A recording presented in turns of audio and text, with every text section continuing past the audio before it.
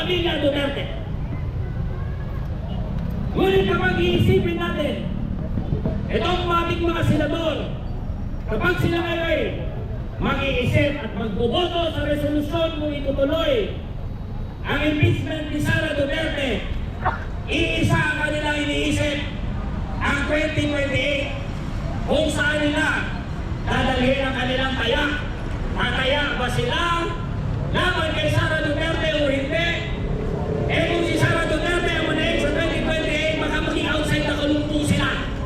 Mga trapong konsiderasyon, hindi talaga accountability.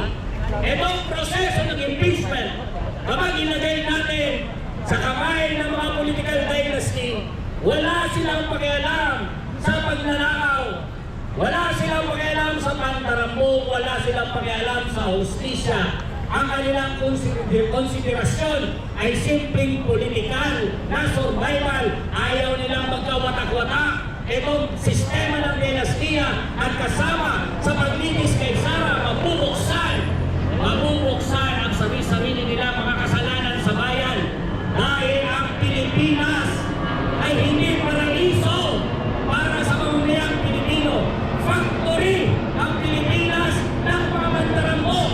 Hindi lang si Sara Duterte ang magnanakaw, kahit si Chizky na Escudero ay magnanakaw. Na makailanang mag-insert ng bilyon-bilyong piso sa budget.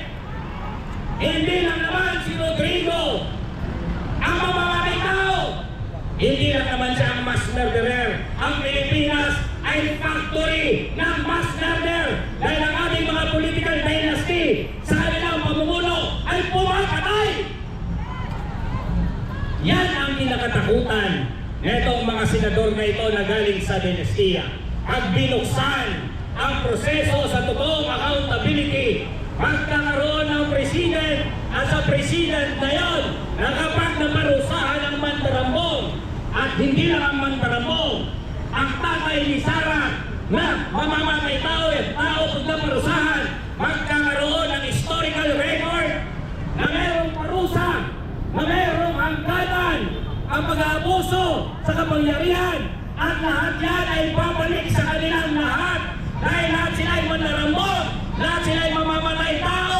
Kaya ang institusyon na ito ng Senado walang kapasidad na talagang ibigay ang tunay na accountability. At nakita natin hindi lang Senado ang kawalan ng kapasidad na yan. Nakita natin ang ating Korte Suprema. Nakita natin ang batas kung paano ini-interpret para proteksyonan si Sara Duterte. Nakita natin ang batas ay hindi isang cold science. Ito'y subject sa interpretasyon ng mga institusyon. At sinasabi nila, at sinasabi mismo ng mga dalubhasa sa batas, kahit ang Korte Suprema ay isang politikal na institusyon.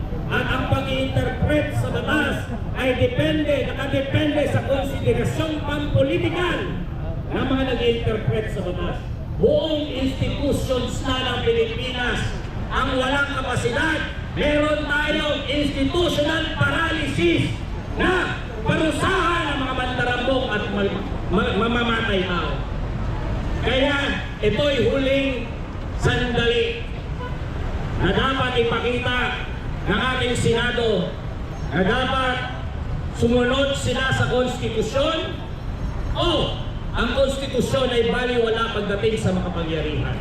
Hindi tayo mabayag at gusto natin sabihin sa kanila, hindi tayo mabayag na hindi litisin si Sara at huwag nilang sabihin ang kanilang mga palusot.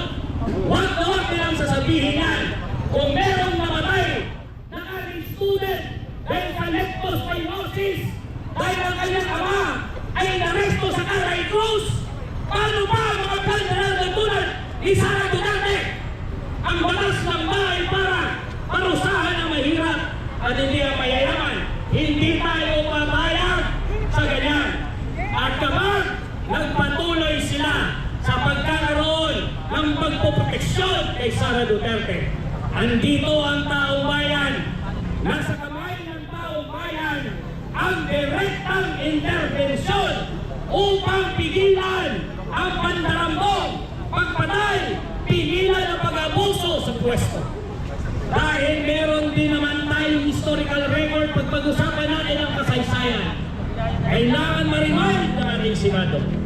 Anong panahon na presidente si Erap Estrada, ang Senado ay nagmistulang tagaproteksyon ng isang presidenteng kurap. At alam na natin, mababasa natin sa kasaysayan, na dahil prinoteksyonan ng Senado ang isang kurap na presidente, taong bayan ang nag-husga, nagkaroon ng direktang interbensyon ng masa, nagkaroon ng pag-iiik na yung kanilang gustong ipawalang sala ay nagkasala sa taong bayan at nagkasala sa kasaysayan. Nandito tayo ngayon upang ipakita at i-remind sila na merong kapasidad ang ordinaryong mamamayan, merong kapasidad ang mga manggagawa, merong kapasidad ang mga maralita, merong kapasidad ang mga magsasaka, mangingisda, ang ordinaryong Pilipino, merong kapasidad na sisingilin silang lahat at sisingil tayo. Magbabantay tayo ngayon. Panahon ng pagbabantay, may panahon ng pagsisingil. Mabuhay ang uling manggagawa, mabuhay ang masang Pilipino. Mabuhay! Maraming